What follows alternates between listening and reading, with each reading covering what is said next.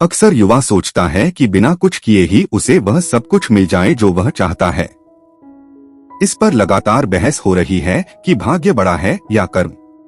क्या कुंडली देखकर हम अपना कर्म करें? क्या ग्रह की दशा देखकर यह फैसला लें कि हमें कौन सा कदम कब उठाना है? अनंतकाल से इस विषय पर बहस चली आ रही है कि कर्म महत्वपूर्ण है या भाग्य। जीवन में अगर आपको कुछ पाना है तो मेहनत तो करनी ही पड़ेगी। मंजिलें उन्हीं को मिलती है जो उसकी ओर कदम बढ़ाते हैं।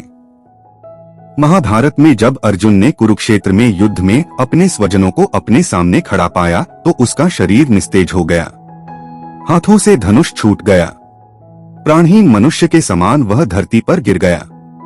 तब भगवान श्री कृष्ण ने उसे गीता के कर्म ज्ञान का उपदेश दिया।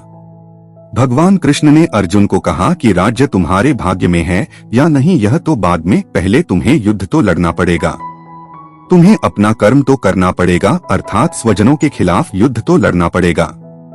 तुलसीदास जी ने भी श्री रामचरितमानस में लिखा है, कर्म प्रधान विश्व करी राखा, अर्थात युग तो कर्म का है।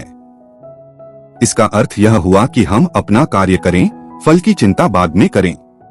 किसान जब खेत में बीज बोता है तो उसे यह नहीं पता होता कि बारिश होगी या नहीं, जमीन में से बीज से अंकुर फूटेगा या नहीं, अगर पौधे आ भी गए तो उस पर फल आएंगे या नहीं। लेकिन किसान बीजों को जमीन बोता है और फसल की चिंता ईश्वर पर छोड़ देता है। भाग्य का समर्थन करने वाले कहते हैं कि हमें जो सुख, संपत्ति, वैभव प्राप्त होता है वह भाग्य से होता है। जैसे लालू प्रसाद यादव की पत्नी राबड़ी देवी बिहार की मुख्यमंत्री बनी तो यह उनकी किस्मत थी। डॉक्टर मनमोहन सिंह भारत के प्रधानमंत्री बने तो उनकी कुंडली में राजयोग था। अगर किसी अभिनेता का बेटा अभिनेता बनता है तो यह उसका भाग्य रहता है कि वह अभिनेता के यहाँ पैदा हुआ। जब चार लोग एक समान बुद्धि और ज्ञान रखने वाले एक ही समान कार्य को करें और उनमें से सिर्फ दो को ही सफलता मिले तो हम इसे क्या कहेंगे? दो लोगों के साथ भाग्य साथ नहीं था। ऐसा एक उदाहरण हम यह दे सकते हैं, दो व्यक्ति एक साथ लॉटरी का टिकट खरीदते हैं पर लगती लॉटरी एक ही व्यक्ति की है। जब दोनों ने लॉटरी खरीदने का कर्म एक साथ किया तो फल अलग अलग क्यों? अंत में यही कहा जा सकता है कि भाग्य भी उन लोगों का साथ देता है जो कर्म करते हैं। किसी खुरदरे पत्थर को चिकना बनाने के लिए हमें उसे रोज घिसना पड़ेगा। ऐसा ही जिंदगी में समझें, हम जिस भी क्षेत्र में हो, स्तर पर हो, हम अपना कर्म करते रहें बिना फल की चिंता किए।